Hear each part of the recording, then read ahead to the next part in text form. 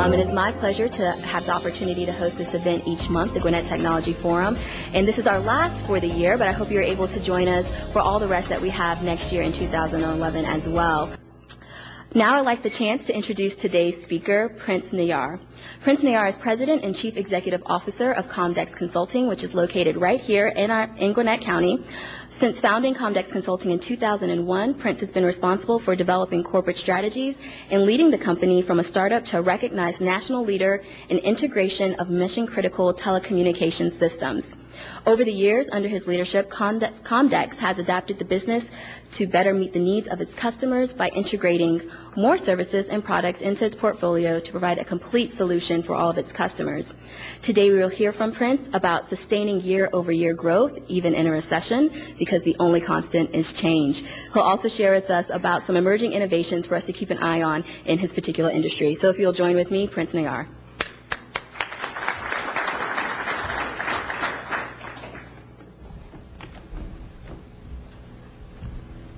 Good morning. First of all, thank you so much for the opportunity to be here today. It truly is an honor to be in the middle of so many vibrant businesses in this vibrant chamber and vibrant community that is represented here today. And today, I guess I want to talk about the topic that we have picked as the only constant in change, growing in a recession. And talk about change. There's a lot of change happening. With the recession that's going on and the technology evolution that's going on around the world, things are moving faster today than they've ever been in the history of the mankind. Now, I was watching ESPN the other day, and I saw the interview with Wayne Gretzky.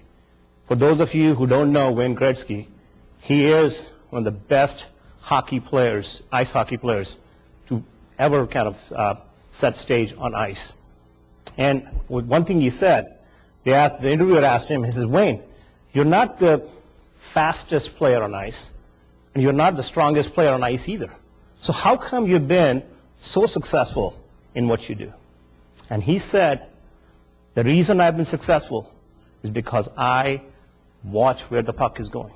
And that's what I think we as businesses need to do, is watch where the puck is going. Because things are changing. Things are shifting. And if we as businesses don't watch where the puck is going, we are going to become extinct. In the history of mankind, if you followed the evolution process, those who changed survived, those who did not became extinct. And the same holds true for businesses as well. So that's what I'll try to share insights into how as Commdex we have evolved over the years, and through the evolution into the changing marketplace, how we have managed to grow, have triple digits growth in the middle of recession, not for 1 year, not for 2 years, but 3 years in a row.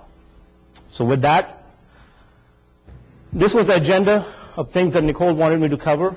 One was to talk about what are the emerging trends in telecommunications, what is happening in the industry. And then secondly, to share with you some nuggets of information regarding how we have done it at Commdex, and I hope kind of by the time I got done, you take at least 1 or 2 nuggets that you can specifically apply to your business. With that, I guess before I jump into my presentation, how many of you here are business owners? If you can see a show of hands. Quite a few of you. And anybody here who is in telecom field specifically? Great. Thank you. Future of telecom. Where is telecom going? And I truly think if 1990s was the year of, or the decade, I would say, of computers and internet, the 2010, this decade, is going to be the decade of telecom. Now you ask me why? Because right now you can see the wheels turning. The internet is going to be everywhere because of the wireless access that's going to be everywhere. I'll share a story with you. I was, just a few months ago, one of our customers called and said, hey, we got a big project coming up. Why don't you come us visit, make a presentation to us in Orlando, so we'll sit down and chat. So we drove down there the night before, met with them in the morning, had a very good productive session, They liked what we were doing and all that. And they said, well, can you give us the proposal by next week? We need to move on this very quick. So we finished lunch with them around 1:30, and then we headed back to Atlanta. While we were coming back to Atlanta, it was 3 of us in the car. We had 1 guy in D.C., 1 guy in Atlanta, and 1 guy in Phoenix. All 6 of us were on WebEx, on a conference call, driving from Orlando to Atlanta, right? And we were working on the proposal. Each one of us on a different section, and we could see what work each one of us was doing, right? By the time I came to Atlanta, we had the proposal done, with the pricing done, in collaboration, and the proposal was sitting in the inbox of our customer. Did we get our proposal? Did we wow them? I think so. Sure enough, next day I got a call, we're going to have this deal, when can you start? That's what I think as businesses we need to do. And internet and having ubiquitous internet everywhere is going to allow us to have that kind of freedom where we can work anywhere we want to. And where we are is not even where eventually the industry is going. I don't know if any one of you here has heard of 3G. 3G is a current technology. It stands for the 3rd generation, which was from 2nd generation. When we came to the 3rd generation, it was not only could you get voice, but you could get data as well. Where we are going from here is the 4th generation, which is LTE, which is a long-term evolution, is you will get speeds that are 10 times faster than cable or DSL that you get at home. What that means is now you can view high-definition TV on your phone.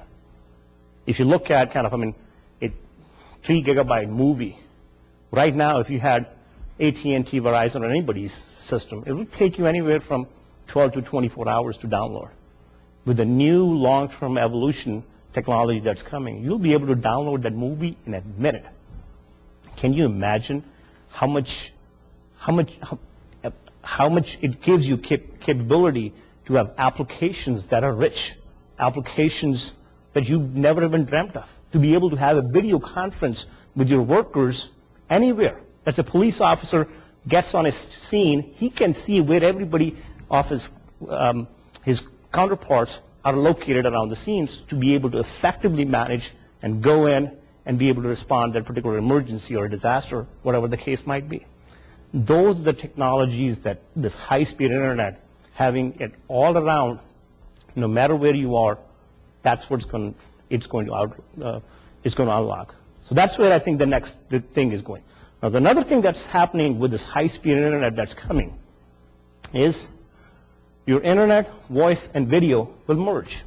What does that mean? I mean, if you look at 10 years ago, there were companies like Earthlink and America Online, right, that were giving internet. There were companies like Bell South and SBC that were giving voice. There were companies like AT&T and Verizon that were only doing long distance. There were companies like Comcast and Cox Cable or Time Warner that were only doing cable. But today, they're all merging together. You don't see Alltel anymore. You don't see Singular anymore. You don't see AOL anymore. Why? Because where the future is headed is your voice is going over IP, which is the Internet Protocol. Your video is going over IP, Internet Protocol. Your data is already over IP. So that merger together means that the companies that are doing only one are going to lose out. The companies that do all 3 of them are the ones that are going to be set for the future. And those are the companies that are going to survive and thrive. That's why you see AT&T is now giving cable in your house.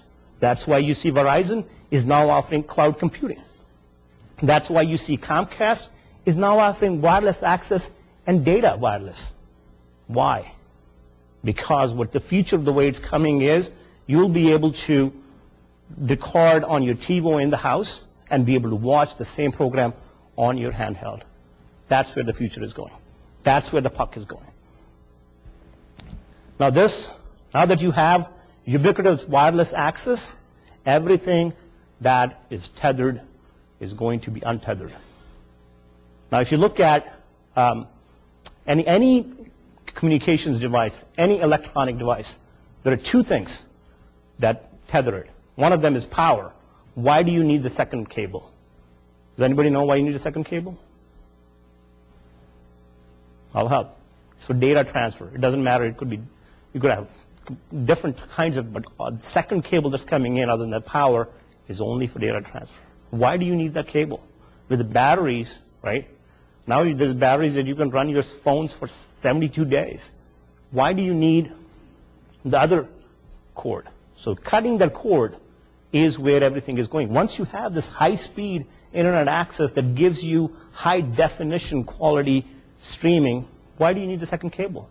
So, I mean, and that's where one of the opportunities lies as well. Everything that is connected to a cable today is an opportunity for business. Look at the thermostats there. Why are they connected to a cable? That's an opportunity for a business. Why is this big conglomeration of cables over here? That's an opportunity for a business. Everything that is tethered today is going to go wireless. And actually they're making wireless power. There is research going on for wireless power as well. So that's where the puck is going. That's where the telecom industry is going. Now, what happens? Now you got wireless access everywhere.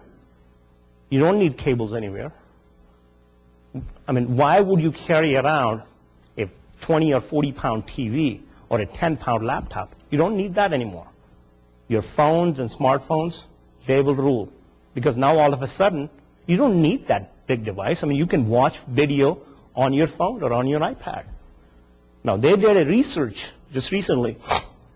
And they put people in a dark room, put them in glasses, and said, okay, tell me, they put two devices. One was a phone, and one was a large screen TV. It says, tell me if you see any different in user experience if I put a 3-inch screen smartphone in front of you about 12 inches away, as opposed to a 60-inch TV 10 feet away.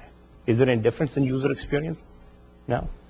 As long as the voice is good, as long as the picture quality is good, that's all that matters to a user experience. So that's where I think the puck is going. That's where the technology is headed for tomorrow. And you can see, I mean, these are not technologies that's going to be there 10, 20, 30 years from now. These are coming. You will see them in the next 1, 2, 5 years. Now what happens? Because let's see, I mean, you got your PDA or your smartphone, but on the smartphone, the reason people use laptops is because, well, my applications take up too much bandwidth. My applications need too much capacity. My laptop has more capacity, right? Okay. I need more storage because I got this big files and all the stuff that I need to store. Not anymore. Everything is moving to the cloud. Microsoft just announced a couple of weeks ago that they're taking entire Microsoft Office platform and putting it in the cloud. So you don't have Microsoft Office installed on your computer itself. Your documents, they're not residing in the laptop itself. They are going to be residing in the cloud. And what that cloud is doing now, it doesn't matter whether you got your device or you got somebody else's device. As long as you've got access to the internet, you can work.